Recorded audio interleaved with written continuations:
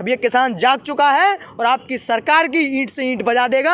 और जहाँ जितने भी किसान दिख रहे हैं सब ओरिजिनल किसान है कि मीडिया के सामने खुले मंच पर किसानों से वार्ता करें। और किसानों को ये लगता है कि किसान गुमराह हो रहे हैं, अगर उनकी सोच से ये लगता है कि हमारा कानून ठीक है तो हमें संतुष्ट करने की कोशिश करें। नरेंद्र मोदी क्या नहीं कहते हैं, वो तो कह रहे थे हम काला धन भी लेके आएंगे, आज तक लेके आए क्या?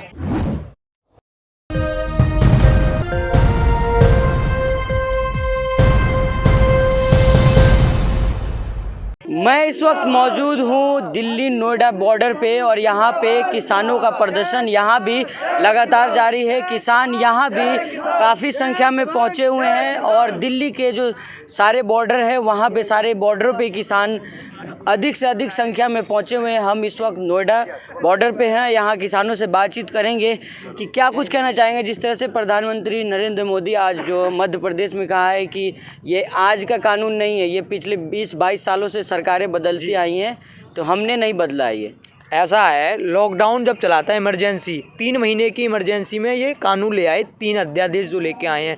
क्या ज़रूरत पड़ गई अध्यादेश लाने की? क्या पहले एमएसपी नहीं थी? क्या पहले किसान नहीं बेच रहा था? अब क्या किसान ये करेगा, अपनी फसल को लेके बैठेगा रोड पर कि तू मेरी फसल ले ले, तू मेरी फसल ले ले? अगर आपको एमएसपी लाना था तो कानून के अंडर में लेके आते। भंडारण की क्या ज़रूरत पड़ गई? मध्य प्रदेश में बैठकर आप भाषणबाजी कर रहे हैं, 10 किलोमीटर यहाँ नहीं आ सकते। कहने का मतलब मेरा ये है, वार्ता अगर आपको करनी है, किसानों को गुमराह नहीं करना है, तो आपको मीडिया के सामने, आपके चैनल के माध्यम से कहना चाहूँगा कि मीडिया के सामने खुले मंच पर किसानों से वार्ता करें। और किसानों को ये लगता है कि किसान गुमराह हो रहे हैं, अगर उनकी सोच से ये लगता है कि हमारा कानून ठीक है तो हमें संतुष्ट करने की कोशिश करें। लेकिन हमारी किसानों की मांग ये है, किसानों का दर्द ये है कि इस कानून की वजह से हमें बहुत सारी दिक्कतें हैं, इसलिए इस काले कानून को हम वापस करने के लिए यहाँ पे सभी लोग इकट्ठे थे। नरेंद्र मोदी तो कह रहे हैं कि इस कानून से किसानों को फ़ायदा होगा, दुगनी आमदनी होगी, फिर भी आप लोग प्रदर्शन कर रहे हैं। देखिए, नरेंद्र मोदी क्या नहीं कहते हैं, वो तो कह रहे थे हम काला धन भी लेके आएंगे, आज तक लेके आए क्या? नरेंद्र मोदी जी का तो एक ही काम है, फर्स्ट और लास्ट झूठ बोलना, गुमराह करना लोगों को, और हम लोगों को एक दूसरे में फंसा करके उलझाए रखना और अपना कार्य कर देना। अरे भैया, आपने अच्छा काम किया था ना, अयोध्या का काम किया था आपने, राम राज्य की स्थापित की, आपने 370 हटाई, कोई तो नहीं विरोध किया। अरे भैया, ऐसी महामारी, विश्वव्यापी महामारी के समय में अब यही किसानों के लिए, हम गरीबों के लिए यही एक उपाय मिला इन्हें मारने के लिए। अरे भैया, आप तो सत्ता पक्ष में बैठे थे, चाहते तो बम भी गिरवा देते, क्या ज़रूरत थी इन सब चीज़ों की? और फिर उच्चतम न्यायालय ने क्या कहा है, आप पहले मुझे श्योर कीजिए, कल कोर्ट का ये बयान है उच्चतम न्यायालय का, सुप्रीम कोर्ट का, आप मुझे श्योर कीजिए कि हम किसानों के प्रति ये आदेश ला रहे हैं। जब तक मैं श्योर नहीं होगा, जब तक किसानों को किसी को आप हटाने की और इस आदेश को लागू नहीं कर सकते, तो मोदी जी को अपने न्यायालय पर भी भरोसा नहीं है। मोदी जी तो ये भी कह रहे हैं कि विपक्षी पार्टी वाले लोग आप लोगों को बहला फुसला रहे हैं। अरे कैसे बहला लेंगे? किसान का अनपढ़ दिख रहा हो का? इसको बहला लेंगे या कि हाईजैक कर लेंगे? ये किसान है, यहाँ पे डटो पड़ो है, जाके हमारे अपनी स्वाभिमान के खातिर, अपनी भूमि के खातिर, अन्न के खातिर, समझ रहे हो मेरी बात? कैसे बहला लेंगे? कृषि मंत्री 8 पेज की चिट्ठी लेके आ रहे हैं और फिर संशोधन की बात कर रहे हैं, तो तुम्हें लगता हो भैया ये कानून कहूँ ना कहूँ गलत है, तभी तो तुम संशोधन की बात कर रहे हो। जे ऐसे इनकी गुंडागर्दी ना चले। एक बात और बता दूँ, मोदी जब जब डरता है हिंदू मुस्लिम करता है, और मोदी जब जब डरता है पुलिस को आगे करता है, और मोदी जब जब डरता है किसान के साथ देशद्रोही वाली बात करता है। जेएनयू में अगर छात्र आंदोलन करें तो देशद्रोही हो जाते हैं, अगर शाहीन बाग में मुसलमान आंदोलन करें तो वो देशद्रोही हो जाते हैं। और तुम्हारा जो कृषि मंत्री है वो हमको क्या नाम है, खालिस्तानी आतंकवादी, पता नहीं क्या क्या बता रहा है। आज किसानों को भी धर्म में बांटने की कोशिश की जा रही है। ये बीजेपी इतनी घटिया राजनीति कर रही है, कितनी संकीर्ण मानसिकता की है। इनको 2022 में ये किसान बहुत करारा जवाब देंगे। आप बिल्कुल ये मान के चलिए, बिल्कुल सफा हो जाएगी ये। जैसे भाजपा के जो मंत्री है वो कह रहे हैं आप लोगों को पैसा दे देकर बुलाया गया है, पैसा मिला है क्या आप लोगों को? पैसा देने की बात कोई नहीं, मैं आपके चैनल के माध्यम से साफ बताना चाहता हूं, हम लोग यहाँ किसान हैं, वास्तविक किसान हैं, और ठंड में तनी में डटने की जो ताकत है वो किसान में, क्योंकि खड़ी होकर के रात में पानी लगाने की क्षमता है हमें। हमें आवश्यकता है जिस चीज़ की, उसका कोई कानून नहीं है।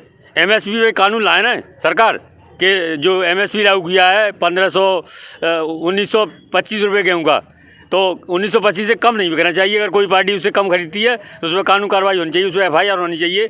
ये 1868 MSP लाए धान के लिए, तो उससे कम कोई खरीदता है तो उस पर कानून बनाने की आवश्यकता थी। इन 3 बिलों की लाने की कोई ज़रूरत नहीं थी और ये 3 बिल हम बिल्कुल अस्वीकार करते हैं। सरकार तो कह रही है बिल से फ़ायदा होगा आप लोगों को, आमदनी दुगनी होगी। बताऊँगा ना फ़ायदे।